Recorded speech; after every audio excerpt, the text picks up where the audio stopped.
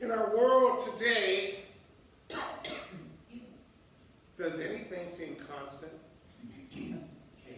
Change, right, James? You know, I thought it when I read Psalm 93, it just struck me. I'll get to that in a little bit, but it just is amazing. It seems that time goes faster and faster all the time, doesn't it? It doesn't seem to slow down for anyone. And it seems those of us over 50, it's worse. The time just flies. And I've always wondered about, why does that happen? So I actually researched it. Why does time fly for us, especially those over 50? Well, Professor Behan from Harvard University states this. I'm going to just read it because it's easier to read than to preach on, so I have to read this because it's a little complicated. Professor Behan says, how our clock measures time and how you perceive it are quite different. He states that as we grow older, it can often feel like time goes by faster and faster, which I just said. He says the speeding up of subjective time with age is well documented by many psychologists, but there is no consensus on the cause, he says.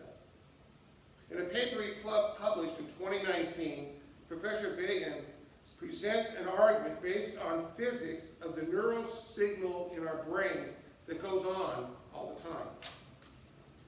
He hypothesized that over time, the rate at which we process what we see and how that information slows down, and this is what makes time actually speed up for us.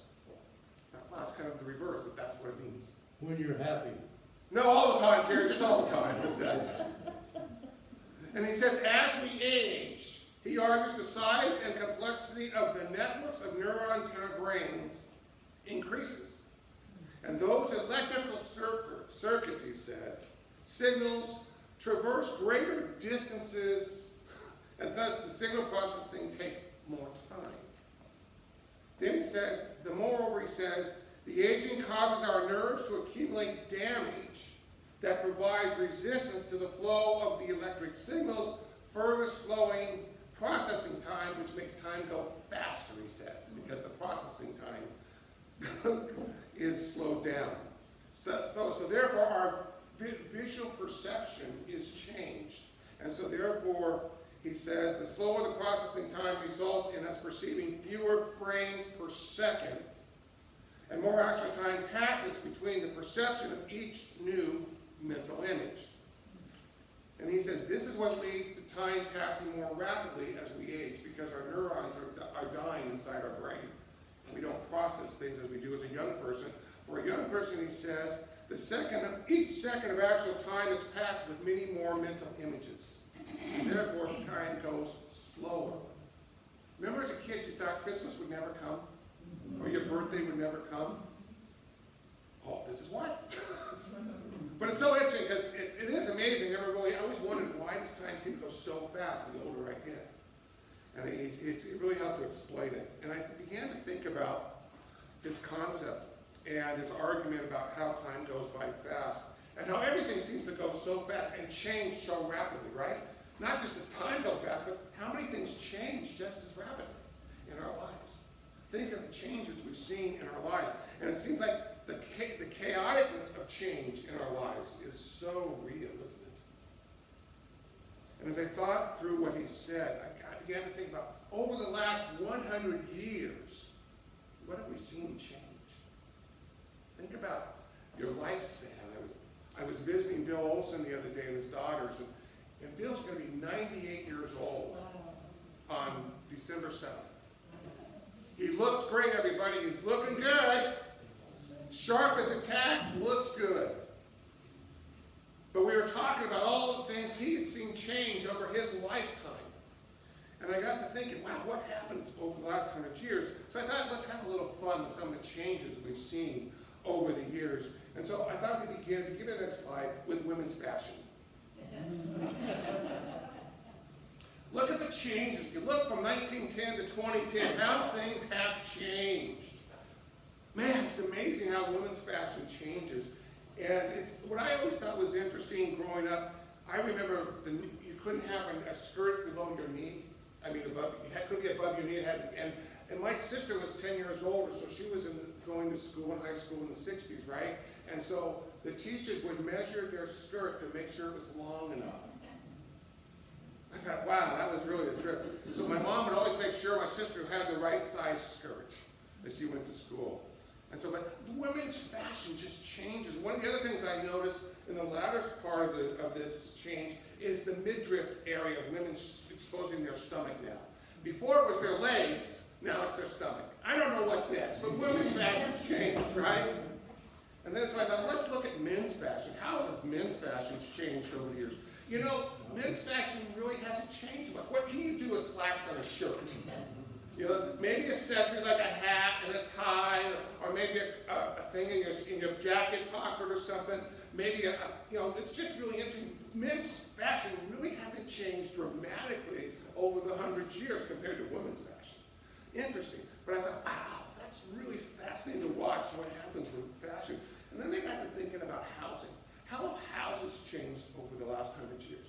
Give me that slide, Bill. It was really interesting. I would have thought that traditional home building would have been influenced by the size of the family, right? You think in the old days, the families were much larger. They weren't as small as they are today. So you think the homes would have been made larger than they are today. Everybody think that makes sense?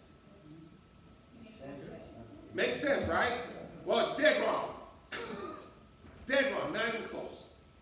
In fact, 100 years ago, it says U.S. homes are now 74% larger than the homes built in 1910. Think about that for a minute.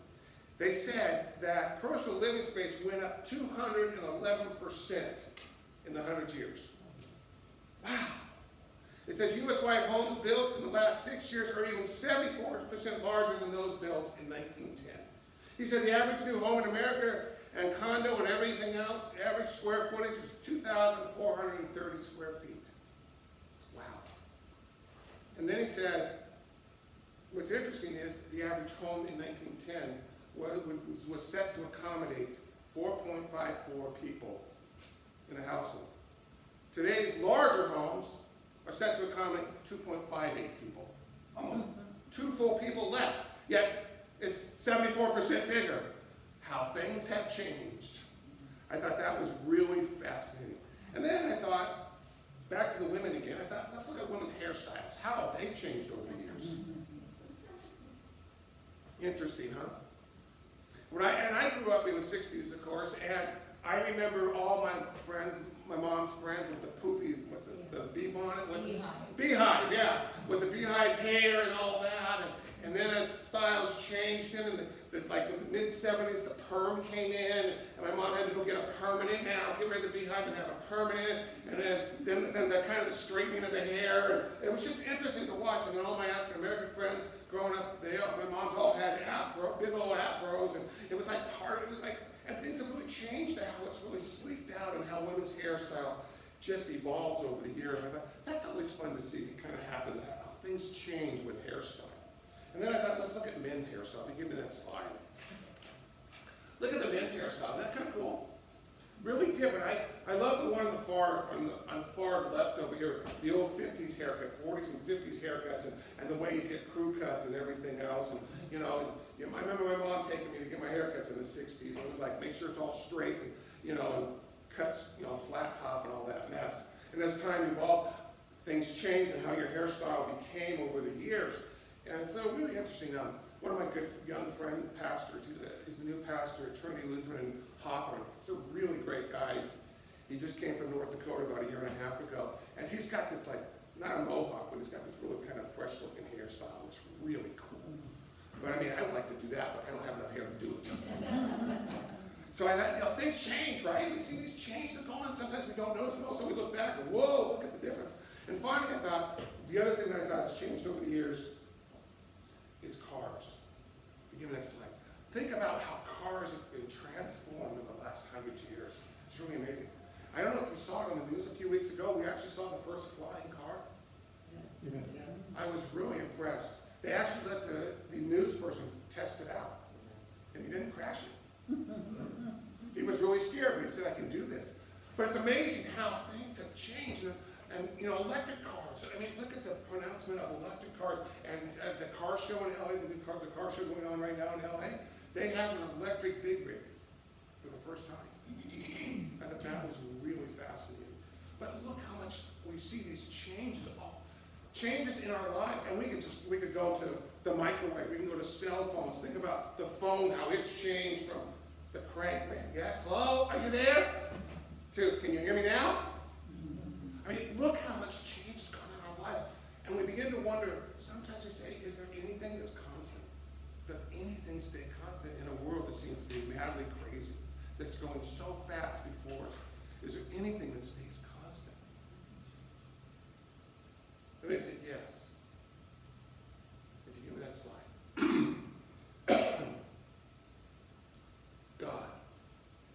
God stays constant.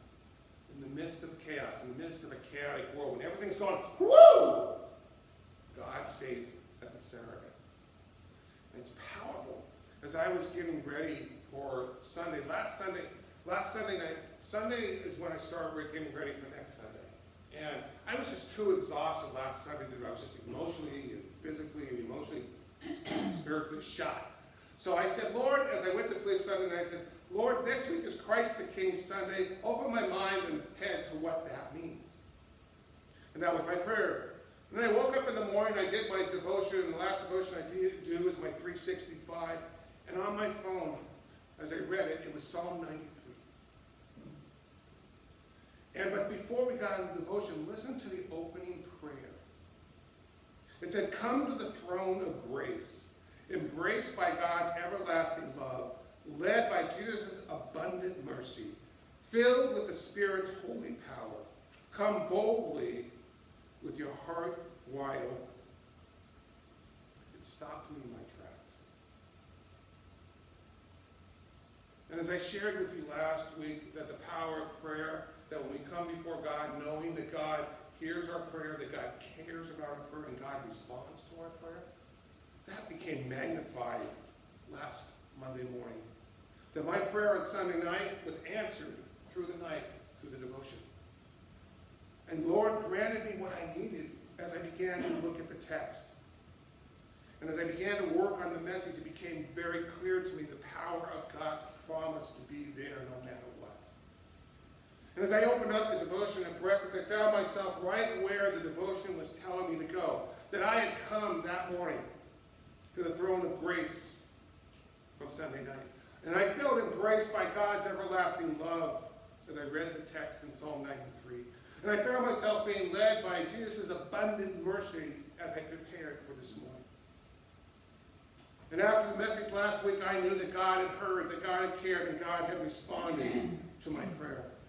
And I can come to you boldly with this great message from Psalm 93 this morning. Look at the verse. Look at this first verse. The Lord rules. He is robed in majesty. The Lord is robed and clothed with strength.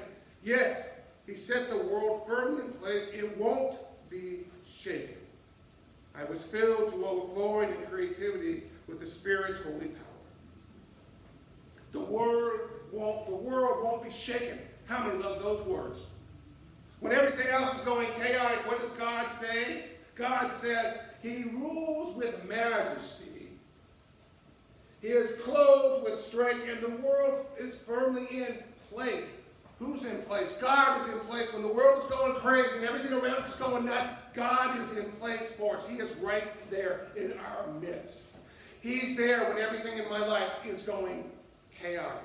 He is there because he put the world in place. God set the world in motion. And I thought about how God sits there and he rules with such certainty about everything else that's going on in the world. And I think I come before you with a reality. As crazy as things get, as mad as I call it, they get. God's there.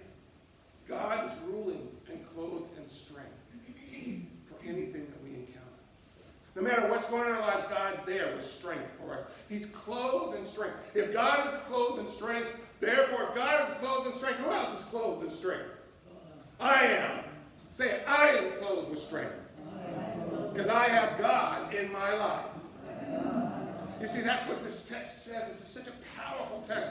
when he says, I am clothed in strength, that he gives me the strength. He gives you the strength. Because when things are going nuts, I need to know I got someone who's got my back. And God says, I've got your back. I'm clothing you in strength. And that just says, when that chaos comes, he says, I've put it in order. I'm the one who set things in order. Look at the very next verse. Look at the very next verse. Your throne, O Lord, has been firm from the beginning. You existed before time began. Hear those words. You existed before time began. What does that tell you? No matter where things go in life, who's been there? God. From the beginning. I love it. He says, your throne, O Lord, has been firm from the beginning. You existed before time began. He existed before there was a clock. Before there was a time. Before any kind of human being, before any part of creation was in existence, God existed. He was the one who brought the whole thing into formation. He's the one who brought creation into being. But he was there before anything. Think about that for a minute. We always think we know what things are. We think we got it. We think we know a lot. But God says, I was there before it all began. I was there when there was nothing. And I thought about when things get to be really crazy. God says, I'm there. I am there. When we hear these words, it's quite simple to understand through faith that we can know that God's got us. That he's been standing firm with creation before there was a creation. Wow. It's hard to imagine, right? But let's go back. Let's go back to the Genesis story. Remember in Genesis? What happened in Genesis? Before the world began. God is up in the heavens, right? And he goes, hey, let's make something today. He doesn't really say that, but that's what happens. So the Lord says, you know what? I'm going to create today. I'm going to start creating the world. And the most powerful thing in the Genesis text, in the Hebrew, it says, out of chaos. Say it. Chaos. God created. Think about that. Out of chaos, God created. He brought the heavens together. He brought the earth into being. Out of the chaos that was before there was a creation. So think about that. If God can take the chaos, can you imagine the chaos? Imagine supernovas colliding together. Just imagine supernovas colliding together. Imagine what that might be like. And God was there when all that was going on, when everything was happening. And God was there in the chaos. And in the midst of the chaos, he created order. Think about that implication in your life. When your life is chaos, and you begin to wonder, go back to that Genesis text. God was there before the chaos. God was there in the midst of the chaos, and out of the midst of the chaos, he created. Think about that. He was there before time began, the scripture says. Then, I love the next verse. Look at the next verse. The ocean depths raise their voice, O Lord. They raise their voice and they roar. And when I think about the analogy of what that is, and the metaphor for what God, the writer of the psalm, writes here, he's reminding us when the world roars around us, when the chaos becomes so intense upon us, and it roars like the ocean roars, and the voice is so loud outside of us. We hear that outside voice. How many of you have heard that outside voice? Roaring in on us, coming in on us, and telling us what things should be. And then we hear the roar of the voice. Yet, verse 4 says, the Lord rules supreme in heaven, greater than the roar of the ocean, more powerful than the waves of the sea. You see, when that chaos comes, when the roar comes, when we feel the pressure of those waves pounding on us in life, the pounding waves of life pounding in on us, it says that God is more powerful. God is more powerful than those waves. Think about that for a moment.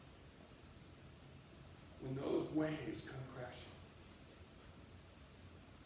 Lydia, you're an ocean person. You're a wave person, right? Yeah. You know what it's like when you're out and all of a sudden a giant wave comes in and knocks you off your feet, right? And you're turned upside down, right? And you feel the power of those waves, right? Yeah. Been there, done that. I know that feeling. And I know you do too, because you're like me. Those powerful waves come rushing in us in life. They come from all directions. They almost create an undertow that we don't even know, we're not ready for. But God says, I'm more powerful. I'm more powerful.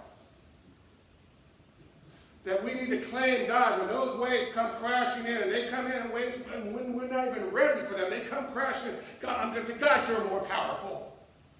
God, you are more powerful than those waves that are coming in on me and crashing in on me right now. You are more powerful. So I want you to walk out of here saying to yourself, God is more powerful than anything the world can come crashing in on me. You're going to own that, folks. You have to own that for yourselves. I can't tell you what to do. You need to own that. That God is more powerful than all the crashing waves and all the noise that comes in from all sides. God is more powerful. I want you to say it for yourself. God is more powerful. God is more powerful. Now I want you to walk out of here and know that God is more powerful, because that's what the psalmist reminds us of. And then he closes with this in verse 5. He says, your laws are eternal, Lord, and your temple is holy indeed forever and ever. That God's not going anywhere. He is our temple. He is the one we can go to and know that he is more powerful, because he's not going anywhere. He is staying put. He is constant in our lives. When all the world was pounding in us, when the waves crashed, when people crash in on us and try to tell us we're not worthy, when people try to tell us you're not good enough, when the world just says no, you can say yes, because God is more powerful. It's powerful to know that. It reminds me that no matter what, I can turn to God, and God is more powerful than me. God is more powerful than any situation I'm going to come up against. The waves may crash. They may knock me down, Lydia. But God's going to pick me up, because God is more powerful. That God is constant. He's not going anywhere.